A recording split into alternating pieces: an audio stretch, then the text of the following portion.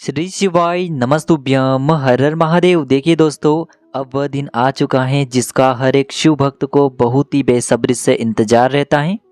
देखिए 8 मार्च 2024 को पड़ रहा है महाशिवरात्रि का महापर्व।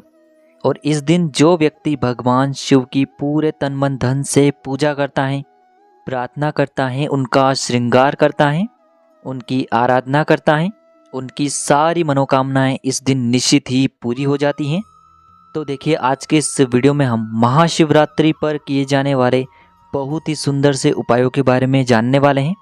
देखिए इस दिन आपको मात्र 108 बिंदी वाला शिवलिंग पर एक ऐसा चमत्कारिक उपाय करना है जो आपकी बड़ी से बड़ी मनोकामना को परिपूर्ण करने के लिए है, जो आपके जीवन में धन धान्य के भंडार को भरने के लिए है, जो आपके शरीर के रोगों को समाप्त करने के लिए है, बीमारियों को समाप्त करने के लिए है। पूज्य गुरुजी ने कहा है जो लोग अपनी नौकरी से परेशान हो चुके हैं या फिर अपने व्यापार से परेशान हो चुके हैं, तो यह उपाय करने मात्र से उनके जीवन में कभी भी धन की कमी नहीं होगी और उन्हें अपने हर कार्य में तरक्की प्राप्त होगी। तो चलिए दोस्तों जान लेते हैं इन विशेष उपायों के बारे में। लेकिन उससे पहले आप सभी से एक निवेदन है कि जो भी व्यक्ति भगवान शिव को सच्चे दिल से चाहता है, उनका आशीर्वाद प्राप्त करना चाहता है, इस महाशिवरात्रि पर अपने हर एक कार्य को सफल बनाना चाहता है, तो वीडियो को सबसे पहले एक लाइक कर दीजिए, चैनल को सब्सक्राइब कर दीजिए और कमेंट बॉक्स में श्री शिवाय नमस्तुभ्यम या फिर ओम नमः शिवाय जरूर लिखें। देखिए आप सभी जानते हैं कि महाशिवरात्रि की तिथि बहुत ही खास होती है और इस दिन शिवलिंग में अलौकिक ऊर्जाओं का वास होता है। संपूर्ण विश्व में जितने भी शिवलिंग हैं उनमें एक अलग ही अलौकिक ऊर्जा का वास होता है। और इस दिन यदि आप शिवलिंग के सामने छोटा से छोटा उपाय भी करते हैं तो इससे महादेव आपसे बहुत ही अधिक प्रसन्न होते हैं और आपकी जो भी मनोकामनाएं हैं उन्हें परिपूर्ण करते हैं। तो चलिए दोस्तों जान लेते हैं गुरुजी द्वारा बताए गए सबसे पहले विशेष उपाय के बारे में। देखिए आप सभी जानते हैं कि शिवरात्रि में रात्रि का विशेष महत्व होता है। तो यह जो उपाय है आप शिवरात्रि पर शाम को 6:25 के बाद किसी भी समय में कर सकते हैं। तो देखिए इस उपाय को करने के लिए सबसे पहले तो आपको मात्र 1 लोटा शुद्ध जल लेना है तांबे के पात्र के अंदर। इसी के साथ में आपको एक प्यारी सी और सुंदर सी बेलपत्र भी लेनी होगी जो कहीं से भी टूटी हुई खंडित नहीं होनी चाहिए। देखिए महाशिवरात्रि के दिन यदि आपको बेलपत्र प्राप्त नहीं हो पाती हैं तो आप शिवलिंग पर चढ़ी हुई बेलपत्र को भी पुनः शुद्ध जल से धो करके इसका उपयोग कर सकते हैं। तो इस प्रकार से आपको मात्र एक बेलपत्र लेनी है और इसी के साथ में आपको मात्र थोड़ा सा लाल चंदन लेना होगा। यदि आपके पास लाल चंदन नहीं है तो आप इसके स्थान पर पीले चंदन का उपयोग भी कर सकते हैं। देखिए दोस्तों यदि आपके पास गंगा जल है तो इसकी 1 से 2 बूंदे आप इस पात्र के अंदर डाल सकते हैं, क्योंकि महाशिवरात्रि पर भगवान शिव के शिवलिंग पर गंगा जल अर्पित करना बहुत ही अधिक सर्वोत्तम होता है। अब देखिए दोस्तों ये जो सभी सामग्रियां हैं इन्हें आपको लेकर के पहुंचना है महाशिवरात्रि के दिन भगवान शिव के मंदिर में। देखिए मंदिर पहुंचने के बाद आपके पास जो बेलपत्र हैं, सबसे पहले तो इसकी जो डंडी होती है इसे आपको निकाल लेना है, यानी कि डंडी को आपको तोड़ लेना है। देखिए दोस्तों सबसे पहले तो आपके पास जो लाल चंदन या फिर जो आप पीला चंदन लेकर के आए हैं उसमें आपको थोड़ा सा जल डाल करके इसे गीला कर लेना है। अब जो आपने बेलपत्र की डंडी तोड़ी थी इसे आपको उस चंदन के अंदर डुबोना है और इस डंडी से आपको चंदन की पहली बिंदी उसी बेलपत्र पर लगानी है और आपको ओम नमः शिवाय इस मंत्र का जाप करना है। फिर वापस से आपको इस डंडी को चंदन के अंदर डुबोना है और फिर दूसरी बिंदी आपको बेलपत्र पर लगानी है। देखिए ये जो बिंदियां हैं आपको बेलपत्र पर जो चिकनी साइड होती हैं उसी पर लगानी है और प्रत्येक बार जो आप बिंदी लगाएंगे तो आपको जो चंदन के अंदर डंडी को डुबोना है, उसके बाद ही आपको एक बिंदी लगानी है। ऐसा नहीं कि आपको एक बार चंदन के अंदर आपने डंडी डुबो ली और सारी बिंदियाँ लगा दी, एक बार में आपको एक ही बिंदी लगानी है। तो इस प्रकार से आपको बेलपत्र की तीनों ही पत्तियों पर मिला करके 108 बिंदियाँ लगानी है और आपको 108 बार ओम नमः शिवाय इस मंत्र का जाप करना है। तो इसीलिए आपको ये जो पूरा उपाय है बहुत ही सावधानी पूर्वक करना है, क्योंकि इस उपाय में हमें गलतियाँ बिल्कुल भी नहीं करनी है, क्योंकि महाशिवरात्रि का पर्व साल में केवल एक बार ही आता है। तो इस प्रकार से आपको बेलपत्र की तीनों पत्तियों पर मिला करके सबसे पहले तो 108 बिंदियों का निर्माण कर देना है।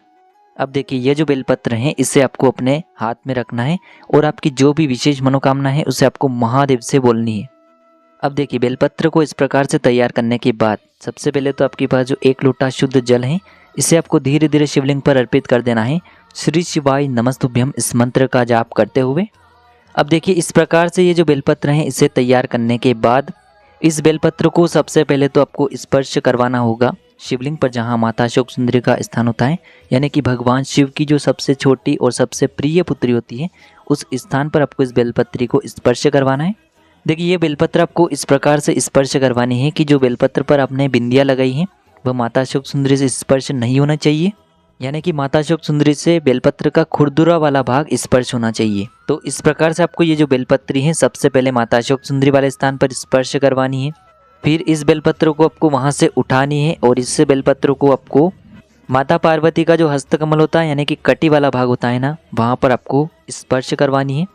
देखिए जो मनोकामना आपने माता अशोक सुंदरी वाले स्थान पर बोली थी वही मनोकामना आपको कटी वाले भाग के वहाँ पर भी बोलनी है। अब तीसरे स्थान पर आपको ये जो बेलपत्र हैं इसे शिवलिंग पर अर्पित करनी है, लेकिन अर्पित इस प्रकार से करनी है कि जो आपने 108 बिंदियाँ भगवान शिव के मंत्रों से मंत्रित की हैं वह बिंदियाँ भगवान शिव के शिवलिंग से स्पर्श होनी चाहिए और इसके बाद वापस से आपको जो भी आपकी मनोकामना है उसे बोल देनी है। तो निश्चित तौर पर आपकी ये जो मनोकामना है इस महाशिवरात्रि पर निश्चित ही परिपूर्ण होती है। अब देखिए दोस्तों, अंत में जो आपके पास बेलपत्र की डंडी थी जिससे आपने बिंदियाँ लगाई थी उसे आपको या तो भगवान शिव के शिवलिंग के जलाधारी के बिल्कुल अंतिम कोने में समर्पित कर देनी है, या फिर इस डंडी को आपको बेलपत्र के वृक्ष के नीचे रख करके आ जाना है। तो महाशिवरात्रि का ये सबसे विशेष और चमत्कारिक उपाय आपको जरूर करके देखना है, आपकी जो भी मनोकामना होगी वह निश्चित ही परिपूर्ण होगी। अब दोस्तों हम जान लेते हैं इस महाशिवरात्रि पर किए जाने वाले दूसरे विशेष उपाय के बारे में। तो देखिए दोस्तों, इस उपाय को करने के लिए सबसे पहले तो आपको मात्र 7 चावल के दाने लेने हैं। देखिए जो आप 7 चावल के दाने लेंगे वह कहीं से भी टूटे हुए नहीं होने चाहिए, इस बात का आपको विशेष रूप से ध्यान रखना है। इसी के साथ में आपको मात्र 1 शमी पत्र भी लेना होगा। शमी पत्र यदि आपके पास उपलब्ध नहीं है तो आप शिवलिंग पर चढ़ी हुई शमी पत्र को पुनः शुद्ध जल से धोकर के इसका उपयोग कर सकते हैं।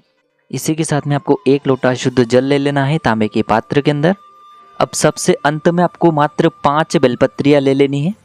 देखिए महाशिवरात्रि पर विशेषकर बेलपत्रों का उपाय हमें करना चाहिए, क्योंकि इससे महादेव अति शीघ्रता से प्रसन्न होते हैं, इसीलिए हमें 5 बेलपत्रियाँ लेनी होगी।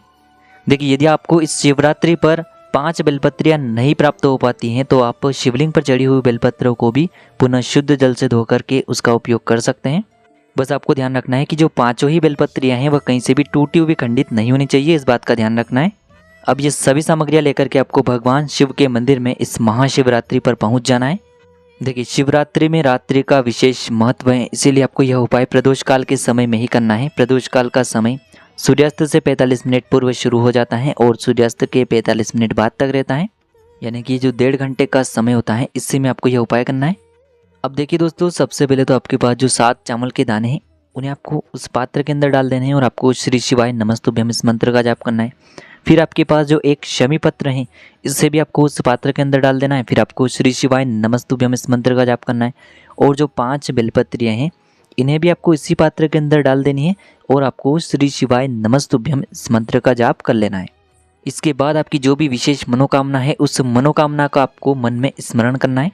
चाहे आपकी जो मनोकामना है वह धन प्राप्ति को लेकर हो, चाहे आपकी जो विशेष मनोकामना है वह रुपये और पैसों को लेकर हो, चाहे आपकी जो मनोकामना है वह नौकरी की प्राप्ति के लिए हो, विवाह के लिए हो, घर से संकटों को दूर करने के लिए हो, किसी भी प्रकार की मनोकामना है तो उसे आपको महादेव के समक्ष इस महाशिवरात्रि पर रख देना है।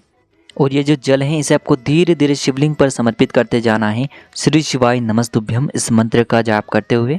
देखिए पूज्य गुरु जी ने इस उपाय के लिए एक विशेष जानकारी दी है कि जब भी आप इस उपाय को करने के लिए जाएंगे तब आपको अपने पैरों में चप्पल नहीं पहननी है, यानी कि नंगे पैर ही आपको इस उपाय को करने के लिए जाना है।